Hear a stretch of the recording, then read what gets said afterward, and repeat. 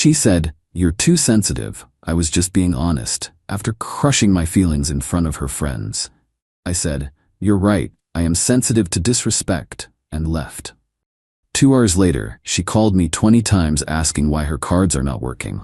I, 27 male, was sitting at brunch with my girlfriend Tessa, 26, and her friends when she decided to publicly humiliate me. We'd been together for 3 years, living together for 1. It started innocently enough. Her friend Bree asked about our anniversary plans next month. I'd been excited about this, had secretly booked a weekend getaway to a vineyard she'd mentioned wanting to visit. "Oh, Colton's probably planning something super basic," Tessa laughed, sipping her mimosa. "Last year, he got me a handwritten letter. Like, cute, but I can't post a letter on Instagram, you know?" Her friends giggled. I felt my stomach tighten but stayed quiet. Bree: "Ah, that's actually sweet though." Tessa: "Sweet? Girl, I showed him the Cartier bracelet I wanted for months. He got me. Words on paper. I mean, at least try, right?" Morgan, another friend: "Men never listen. That's why I just buy myself nice things." "Exactly. Colton thinks cooking dinner at home is romantic. Sir, I can get pasta anywhere." They all laughed. I sat there remembering how she'd cried happy tears at that letter, how she'd said the homemade dinners were her favorite dates. "The vineyard weekend should be nice," I said quietly, deciding to reveal the surprise since she clearly wasn't appreciating anything anyway. Tessa rolled her eyes. "A vineyard? Babe, that's so predictable. Every basic couple does wine country." Bree looked uncomfortable. "I think that sounds lovely." "You would. Remember when Derek took you to that cabin? You thought that was romantic too." Now she was insulting her friend's relationship. Classic Tessa. Tear everyone down to build herself up. Morgan changed the subject, but Tessa wasn't done. She started listing my failures. How I wore the same boring clothes, how I played video games instead of taking her to clubs, how I saved money instead of living life, how I was too emotional about my mom's cancer diagnosis last year. That last one hit different. The table went quiet. "Tessa," Bree said softly, "that's kind of harsh." Tessa waved her hand. "What? I'm just being honest. He knows I keep it real. Right, babe?" I looked at her, really looked at her. Designer sunglasses I'd bought, nails done on my credit card, sitting there trash-talking me to people who were supposed to be our friends. "You're absolutely right," I said, standing up. "You're just being honest." She smiled, thinking she'd won. "See? He gets it. And honestly," I continued, "you're being disrespectful, and I'm too sensitive to tolerate disrespect." Her smile faltered. "Babe, sit down, you're embarrassing yourself." "No, I'm removing myself from an embarrassing situation. Enjoy your brunch." I put cash on the table for my meal and walked out. Behind me, I heard Tessa laugh nervously. "He'll be back, he's just being dramatic." Narrator: He would not, in fact, be back. I went straight home and started evaluating our situation. See, Tessa had champagne taste on my beer budget salary. She worked part-time at a boutique, maybe brought in $1,200 a month. I made decent money as a software developer and somehow had become responsible for rent. Her car payment, she picked it, I paid. Her credit cards, authorized user on 3 of mine. Her phone bill, streaming services, pretty much everything except her shopping addiction. Time to fix that. First, called my credit card companies, removed her as authorized user on all 3 cards. Immediate effect. Second, logged into Verizon, removed her line from my plan. She could get her own. Third, changed all streaming passwords. Netflix, Hulu, HBO Max, Disney Plus, all of it. Fourth, went to the bank. She wasn't on my accounts, but I changed my login info just in case. Took maybe 45 minutes total. Then I sat back and waited. The first call came at 1:47 p.m. I was gaming with my buddy Kai when my phone started buzzing. "Tessa." I let it ring. The text started. "My card got declined at Sephora. What's going on? Hello? This isn't funny. Colton, pick up your phone now. 20 missed calls in an hour." Then her friend started. "Bree, hey, Tessa's freaking out. What happened?" Me. "She said I was too sensitive." Turns out she was right. Look, she was wrong for what she said, but nothing. I'm done subsidizing someone who disrespects me publicly. Morgan: You really canceled her cards over brunch conversation? I removed her from my cards, yes. That's financial abuse. No, financial abuse is using someone's money while publicly humiliating them. What I did is called boundaries. By 4 p.m., Tessa was home, stormed in like a hurricane. What did you do? Took your advice. I'm too sensitive, so I removed myself from situations that hurt my feelings. Like paying for someone who thinks I'm basic. You canceled my phone? I couldn't even Uber home. Bree had to pay.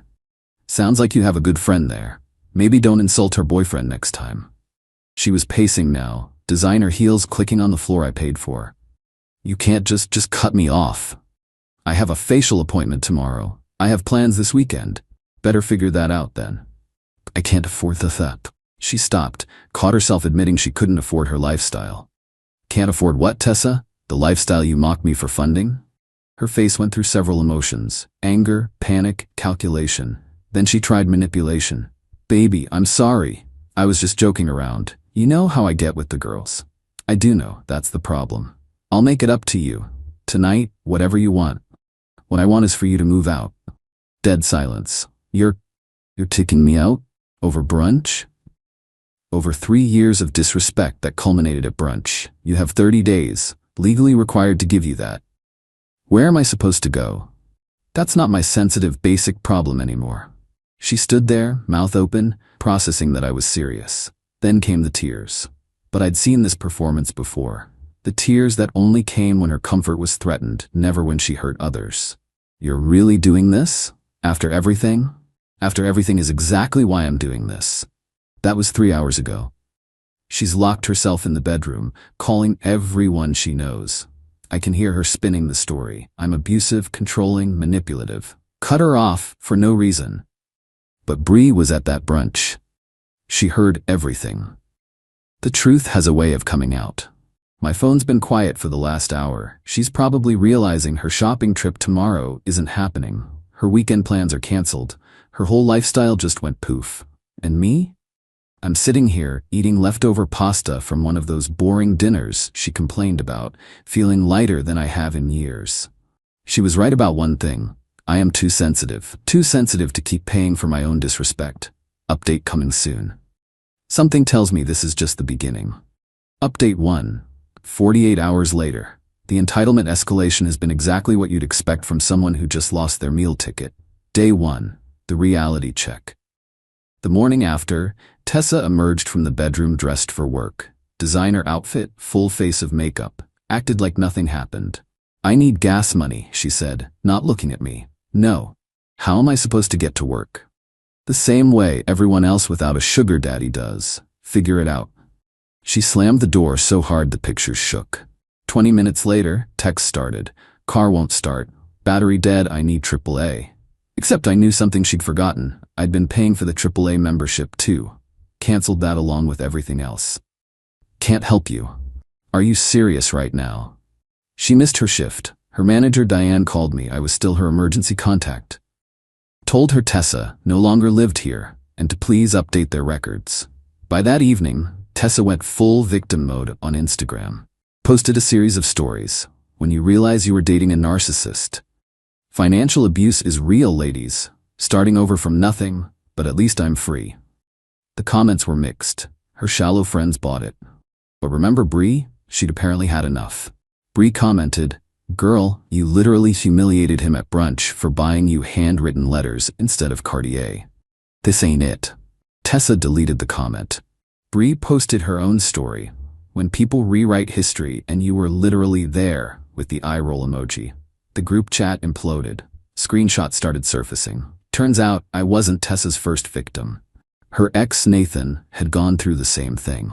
Bree's boyfriend, Derek, reached out to me.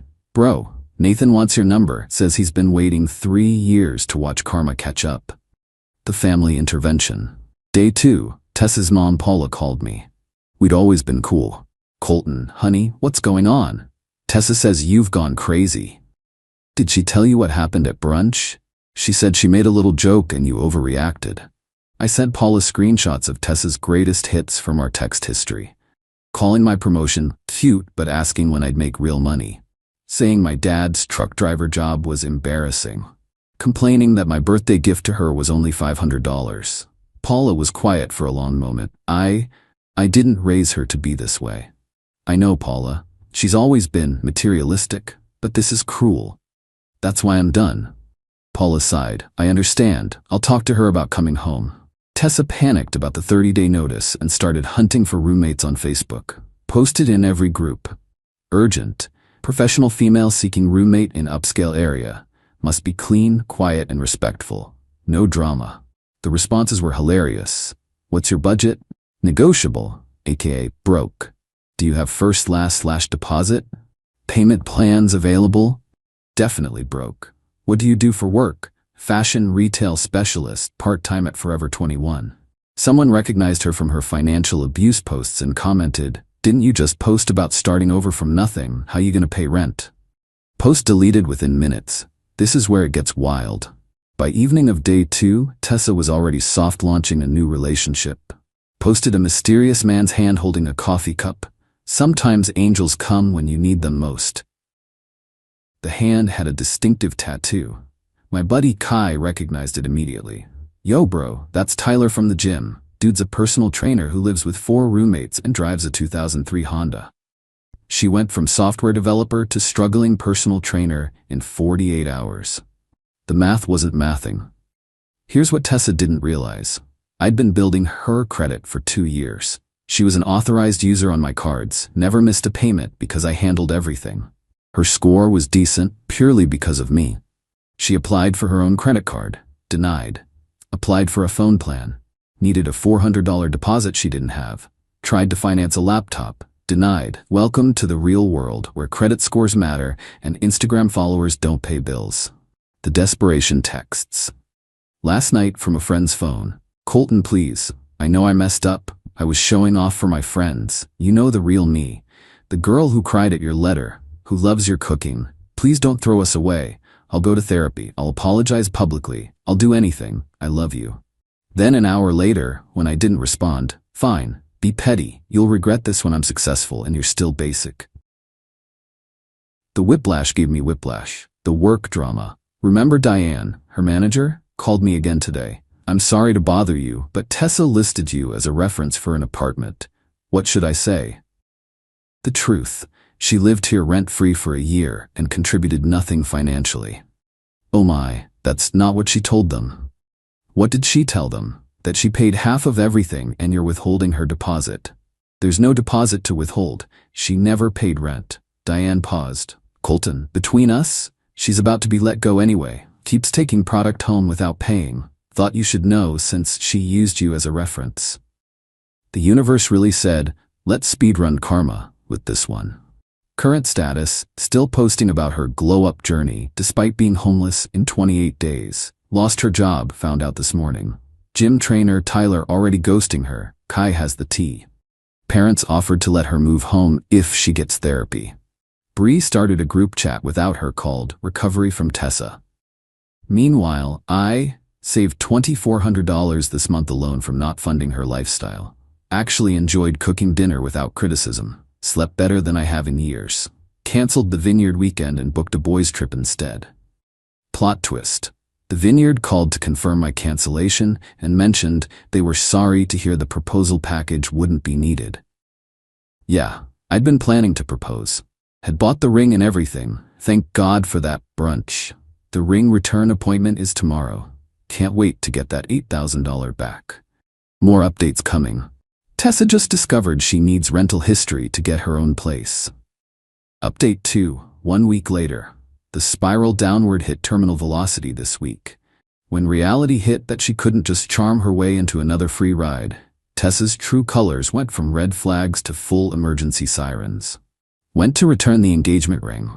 The jeweler Harold remembered me from my multiple visits planning the perfect ring to Tessa's exact specifications. Cold feet? He asked sympathetically. More like dodged a bullet. She publicly humiliated me for not buying her expensive enough gifts. Harold's face changed. Wait, is this the same young lady who came in last month asking about upgrades to a ring she hadn't seen yet? My blood went cold.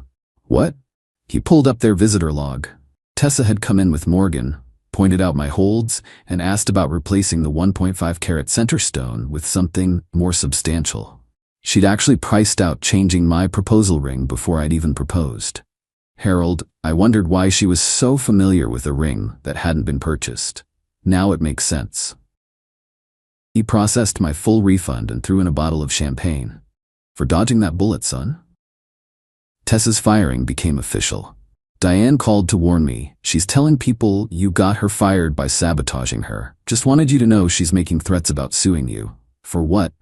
Defamation, interference with employment, emotional distress. She's got a whole list. Based on nothing, but she's convinced some online lawyer to send scary letters. Sure enough, got an email from legaleagle788@gmail.com demanding $50,000 in damages or they'd pursue all available legal options. I forwarded it to my cousin who's an actual lawyer. His response: LMAO, this is written in Comic Sans. No legitimate lawyer uses Gmail. Also, demanding money via email is borderline extortion. Want me to respond? Yes I did. Tessa started apartment hunting in earnest. Problem: she needed proof of income, just lost her job, rental history, none, and references. Burned all bridges. She convinced Tyler the trainer to go to viewings with her, pretending they were a couple. I know, because Tyler's roommate James works with me. James? Bro, your ex is insane. She told the landlord that Tyler makes 6 figures as a trainer. He makes like $30. She also said she's a fashion executive between positions. The landlord Googled her on the spot and found her Instagram saying she's a victim of financial abuse. They got rejected from 6 places in 3 days. Paula called again, this time with Tessa's dad, Robert, on speaker. Son, we need to talk about Tessa. I'm listening. She's telling everyone you're abusive. We know that's not true, but she's our daughter. What he's trying to say is, we'll pay you to take her back. I nearly choked. Excuse me? She can't come home. Last time she lived with us, she maxed out my Macy's card and sold Robert's golf clubs while we were on vacation. We can't do that again. We'll pay her portion of rent directly to you, $1,000 a month. Just let her move back in. You want to pay me to date your daughter? Paula, we want to pay you to house her while she gets therapy, please. No amount of money is worth my self-respect. I'm sorry. Robert sighed. Can't blame you for trying, honey. The boy's got sense. Desperate times, desperate measures. Tessa joined a sugar baby website. Bree screenshot it and sent it to the recovery group chat. Her profile: sophisticated fashion expert seeking generous gentleman who appreciates the finer things, temporarily between luxury accommodations, Cartier and Chanel appreciated. The responses per her public Twitter rants. Guys offering $50 for coffee dates. Married men wanting discretion. She wanted Instagram official. One guy who said he'd pay her rent if she also cooked and cleaned. Her tweet: the audacity of men thinking I'm a maid. I'm a luxury experience. Someone replied, ma'am, you're homeless in 21 days. Maybe lower the luxury bar. Our friend group completely split.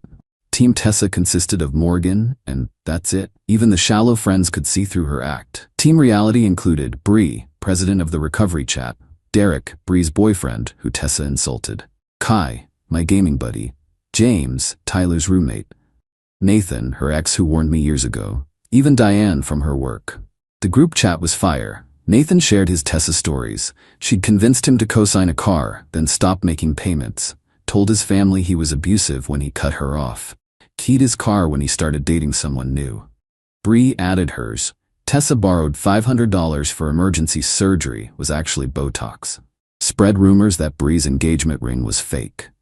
Tried to seduce Derek as a test of his loyalty. I was just the latest victim in a long pattern. Yesterday, I got a call from a local hospital. Tessa was there and had listed me as her emergency contact. Rushed over thinking something serious happened. Found her in the ER, getting treated for a panic attack. When she saw me, she immediately perked up. Baby, you came. I knew you still cared. The hospital called. What happened? I've been so stressed without you. The doctor says I need stability in my life. This separation is literally killing me. The doctor looked tired. Ma'am, you had a panic attack. You're not dying, but I could die from stress. Colton, please, I need you. I turned to the doctor. Is she medically cleared? Yes, she's fine to leave. Great. Please remove me as her emergency contact. Left her there. She had to call Morgan for a ride. Morgan, who drives a 2005 Corolla and couldn't afford the gas to come get her. As of today, 21 days until she's out. 0 job prospects. The Google lawyer scared off employers. 0 apartments approved. $73 in her bank account. overdraft fees. One remaining friend, Morgan, barely. 47 unread texts to me from various numbers. One restraining order paperwork started, by me. Meanwhile, I'm thriving, paid off my credit card with the ring refund, booked an international trip with the money I'm saving, started therapy to process why I accepted this treatment, joined a cooking class, turns out my basic cooking just needed appreciation, downloaded dating apps but taking it slow. The best part?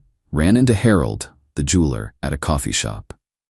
He was with his daughter, who's a lawyer, a real lawyer. She offered to handle Tessa's legal threats pro bono just for the entertainment value.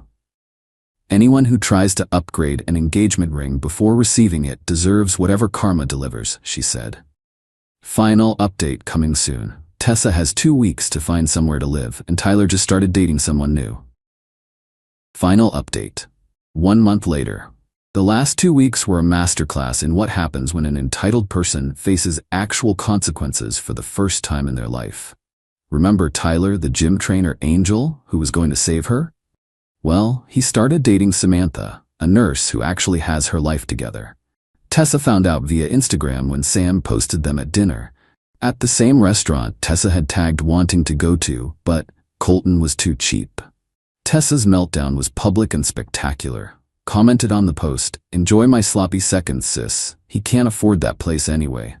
Sam responded, "I paid, because I have a job, and he's nobody's seconds, you never even dated. He told me everything." Plot twist. Tyler had screenshot everything. Tessa sliding into his DMs talking about her abusive ex, me, while simultaneously begging him to pretend to be her boyfriend for apartment viewings. He'd sent them all to Sam as a warning. Tyler himself commented, "You asked me to lie to landlords. When I said no, you called me a broke loser. Please stop telling people we dated." The post went mini viral in our city. Tessa deleted her account within hours. With 1 week left, Tessa still had nowhere to go. Her parents held firm on therapy first. Morgan's couch was off limits after Tessa called her poor and pathetic, and even the sketchy Craigslist rooms wanted first month plus deposit. She tried one last manipulation, showed up with a U-Haul and 8 random people. "These are my friends here to help me move," she announced. I recognized none of them. Turns out she'd hired day laborers from outside Home Depot, told them it was her apartment, and she needed help reclaiming her belongings. "Tessa, none of this is yours. We live together. Half of everything is mine." "Name one thing you purchased." She looked around frantically, pointed at the TV. "That TV. Best Buy receipt from 2021 says otherwise. The couch. IKEA delivery to my name paid with my card. The dishes. Wedding gift from my aunt." The workers looked uncomfortable. One older guy stepped forward. "Ma'am, you said this was your place and your ex wouldn't leave." "It is my place. He's stealing from me." I showed him the lease. My name only. His whole crew left immediately, but not before one muttered crazy in Spanish. Tessa had prepaid them $200 she didn't have. Bounce check incoming. She called the cops. Again. This time claiming domestic violence and theft. 2 officers showed up, already looking tired. "Sir, we need to ask you some questions." "Sure, here's the lease, here's the 30-day notice I gave her, here's documentation of all my belongings, and here's my lawyer's card." They reviewed everything, then turned to Tessa. "Ma'am, filing a false police report is a crime. It's not false, he's abusing me, he took away my whole life." "Did he hit you?" "No, but..." "Threaten you?" "No, but..." "Did he remove you from his credit cards and phone plan?" "Yes, that's financial abuse." The older cop sighed. "Ma'am, that's not abuse. That's called breaking up. You need to leave now or we'll arrest you for trespassing." She left, but not before screaming that I'd regret this and she'd ruin my life. With 48 hours left, Tessa finally found a place. Some sketchy weekly rental that definitely wasn't legal. Cash only, no questions asked. Perfect for someone with no job, no credit, and no references. She showed up with Morgan and Morgan's boyfriend to get her stuff. Except, what stuff? "Where are my things?" she demanded. "What things? Everything here is mine. My clothes, my shoes, my makeup." "Oh, that stuff? It's in storage unit 247. Here's the key. You have 30 days to get it." "Storage? You put my belongings in storage? I legally stored abandoned property. You're welcome." The storage place was 40 minutes away. The unit was $50 a month. She had negative money. Morgan's boyfriend looked at me with respect. Bro, that's cold. Then to Morgan, take notes. This is what happens when you date entitled people. Morgan dumped him on the spot. Tessa now had no ride to the storage unit, created a new Instagram just to post one last shot at me.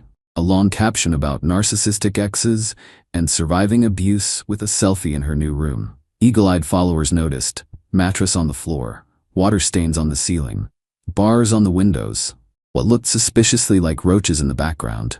Comments were brutal, from penthouse to trap house. This what happens when you fumble a software developer. Shoulda appreciated those handwritten letters. But the killing blow came from Nathan, her ex before me. Fun fact, she did this exact same thing to me 3 years ago. Called me basic, publicly humiliated me, then cried abuse when I left. Some people never learn. Congrats on your freedom, @ColtonTech. I didn't respond, just liked his comment. Last week, ran into Bree and Derek at a restaurant. They were at the same brunch spot where everything went down, invited me to join them. How are you doing? Bree asked, genuinely concerned. Best I've been in years, honestly. We feel so bad. We should have said something sooner about how she treated you. You said something when it mattered. That's enough. Derek raised his glass. To dodging bullets and recognizing red flags. We toasted. Then Bree showed me something on her phone. Tessa had applied to work at the boutique Bree manages. She listed you as a reference again. Bree laughed. The audacity. What'd you tell them? The truth. That she publicly humiliated her boyfriend for not buying expensive gifts while he was secretly planning to propose.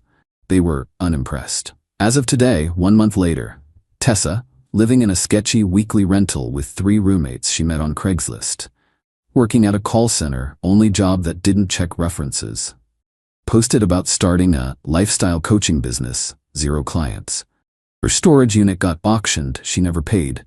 Begging Morgan for money daily, Morgan blocked her. DMing random men on Instagram asking them to invest in her potential. Me, thriving in my peaceful drama-free apartment. Started dating Lauren, a teacher who thinks handwritten letters are romantic. Got another promotion, turns out I work better without constant criticism. Took that international trip, solo, loved it. In therapy, working on why I accepted poor treatment for so long. Genuinely happy for the first time in years. Yesterday, from yet another new number. Colton, I know you hate me, but I need you to know I'm sorry. I didn't appreciate what I had. You were the best thing in my life, and I destroyed it for Instagram likes and fake friends. I'm in therapy now, court-ordered after the false police report. I see how toxic I was. I don't expect forgiveness. I just wanted you to know I understand now. You deserved better. I didn't respond, but I did notice she sent it from a flip phone. Guess the iPhone got cut off too. Bree sent me a screenshot last night. Tessa had messaged her. Can you ask Colton if he still has that handwritten letter? I want to remember when someone actually loved me. The audacity. The letter she mocked publicly. The letter that represented everything she called basic and unpostable. I still have it. Framed in my closet, actually. A reminder of who I was before I lost myself trying to be enough for someone who didn't value authentic love. But she'll never know that. Lessons learned. 1. When someone publicly disrespects you, believe that's who they are. 2. Keeping it real is usually code for I have no filter or empathy. 3. Financial abuse isn't removing someone from your accounts. 4. The right person will appreciate your efforts, not mock them. 5. Sometimes the best revenge is just letting someone experience life without your support. To everyone who said I was too harsh, where would I be if I'd stayed? Engaged to someone who priced out upgrades to a ring she hadn't received yet. Married to someone who thought my dying mother was too emotional. Lauren and I are cooking dinner together tonight. She says my pasta is restaurant quality. Doesn't need to post it on Instagram, just appreciates sharing a meal with someone who respects her. That's growth. That's peace. That's what I should have always demanded. Thanks for following this journey, Reddit. Remember, you're not too sensitive for demanding respect. You're just with the wrong person. Now, if you'll excuse me, I have a reservation at a nice restaurant with someone who won't call it basic just because it's not Michelin starred. Life's good when you stop funding your own disrespect.